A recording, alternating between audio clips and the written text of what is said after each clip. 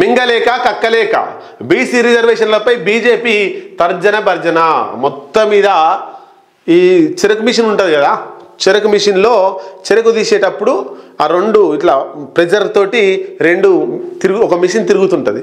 దాంట్లో చెరకు గడల్ని చెరకు కట్టెల్ని పెట్టడం ద్వారా ఆ ప్రెజర్లోకి వెళ్ళి చెరకు రసం అంతా కూడా బయటకు వస్తుంది.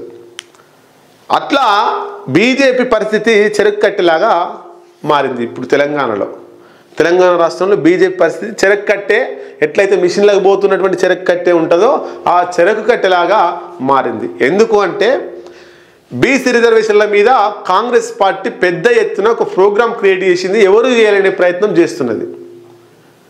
అసెంబ్లీలో తీర్మానం చేసింది, గవర్నర్ ఆమోదానికి పంపితే గవర్నర్ ఏం చేసిండు, దాన్ని రాష్ట్రపతి పరిశీలన కోసం పంపిండు. రైట్, ఇదంతా ఒక భాగం. ఇక కాంగ్రెస్ పార్టీ రాహుల్ గాంధీ, భారతదేశంలో కాంగ్రెస్ పార్టీ అధికారంలో లేదు కాబట్టి వెంటనే బీసీ రిజర్వేషన్స్ కోసం చేయలేము పార్లమెంట్లో. కాబట్టి ఎక్కడైతే అధికారంలో ఉంది, తెలంగాణ కర్ణాటకలో అధికారంలో ఉంది కాబట్టి తెలంగాణను ఎంచుకొని తెలంగాణను ఒక ప్రయోగశాలగా రాహుల్ గాంధీ ప్రయోగం చేస్తున్నాడు 42% రిజర్వేషన్ల మీద. ఈ తరుణంలో బీజేపీ పరిస్థితి చాలా చెరకు మిషన్లో చెరకు గడలాగా చెరకు కట్టెలాగా తెలంగాణ బీజేపీ పరిస్థితి, తెలంగాణ బీజేపీ నేతల పరిస్థితి అట్లా తయారైంది. ఎందుకు మరి గవర్నర్ ఆమోదానికి పంపిండు, పార్లమెంటులో బిల్లు కావాలంటే బీజేపీ బిల్లు ఆమోదిస్తేనే అవుతుంది. ఇక్కడ బీజేపీ నేతలు ఎవరైతే ఉన్నారో మన తెలంగాణలో కేంద్ర మంత్రులు 2 ఉన్నారు, బండి సంజయ్ ఉన్నాడు, కిషన్ రెడ్డి ఉన్నారు. వీళ్ళు నోర్లకు తాళాలు వేసుకున్నారు.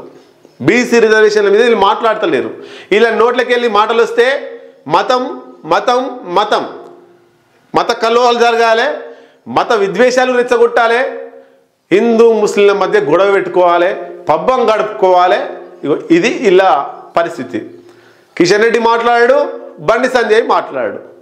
వీళ్ళు మాట్లాడితే ఏం మాట్లాడతారో కూడా అర్థం కాదు. అచేతనంలో అన్కాన్షియస్లో మాట్లాడుతుంటారు. కిషన్ రెడ్డి మాట్లాడేది పెద్ద లెక్కగా రాదు. ఇక బండి సంజయ్ మాట్లాడేది అన్కాన్షియస్, నోరుకి ఏదొస్తే అది మాట్లాడుతూనే ఉంటాడు. వీళ్ళిద్దరి కేంద్ర మంత్రుల నుంచి తీసేయాలి. వీళ్ళిద్దరు కేంద్ర మంత్రులు తీసేసి ఇంకా బీజేపీలో ఇంకా 6 మంది ఎంపీలు ఉన్నారు తెలంగాణలో.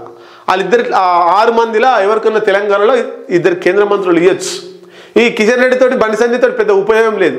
సరే, అది ఒకసారి పక్కకు పెట్టేస్తే బీసీ రిజర్వేషన్ల మీద 8 మంది ఎంపీలు, 2 కేంద్ర మంత్రులు, 8 మంది ఎమ్మెల్యేలు, 2 ఎమ్మెల్సీలు. వీళ్ళ అభిప్రాయం ఏందో ఒకసారి చెప్తలేరు కదా. వీళ్ళు బీసీ రిజర్వేషన్ల కోసం అనుకూలంగా ఉన్నారా వ్యతిరేకంగా ఉన్నారా ఒకసారి స్టేట్మెంట్ ఇరి దమ్ముంటే. బీజేపీ తెలంగాణ రాష్ట్ర నాయకుడు రామచంద్రరావు, రాష్ట్ర అధ్యక్షుడు, ఆయన కూడా బీసీ రిజర్వేషన్ల పట్ల నీ వైఖరి ఏందో ఒకసారి తెలపాలి కదా. తెలంగాణ ప్రజల బీసీల పట్ల మీకు ప్రేమ ఉందా లేదా చెప్పాలి కదా. కాంగ్రెస్ పార్టీ చాలా క్లియర్ కట్గా 42% రిజర్వేషన్ కావాలని చెప్పేసి వాళ్ళు కొట్లాడుతుంటే, ఇక బీఆర్ఎస్ ఢిల్లీలో కొట్లాడాల్సినటువంటి బీఆర్ఎస్ వచ్చి ఏడ కొట్లాడుతుంది. శంకారావం, బీసీల శంకారావం కరీంనగర్లో అన్నట. కరీంనగర్లో మోడీ ఉన్నాడా? కరీంనగర్లో అమిత్ షా ఉన్నాడా? కరీంనగర్లో పార్లమెంట్ ఉందా? కరీంనగర్లో ఏముంది? బీసీల కోసం ఎడ కొట్లాడాలి? కరీంనగర్లో కొట్లాడితే అవుతుందా? నరేంద్ర మోడీ చూస్తాడా? పోయి ఢిల్లీలో కొట్లాడాలి, జంతర్ మంతర్ దగ్గర కొట్లాడాలి, పార్లమెంట్ దగ్గర కొట్లాడాలి.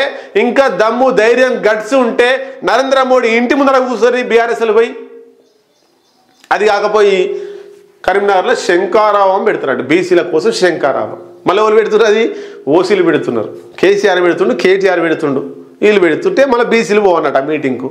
వాళ్ళ పరిస్థితి అట్లయిపోయింది. బీజేపీల పరిస్థితి బీసీల రిజర్వేషన్లు ఇవ్వమంటే కేంద్ర ప్రభుత్వంతో మోడీతోటి మొట్టికాయలు పడతాయి, వద్దు అంటే తెలంగాణ ప్రజలు షేరించుకుంటట్టురు, దూరం పెట్టేటట్టురు, మళ్ళీ వచ్చేసరికి ఓడగొట్టేటట్టురు. ఏం చేయాలని గుసగుసలు పెట్టుకుంటున్నట. ఈ బీసీ రిజర్వేషన్ల మీద ఇరకాట పరిస్థితిలో ఉన్నటువంటి పార్టీ బీజేపీ పార్టీ.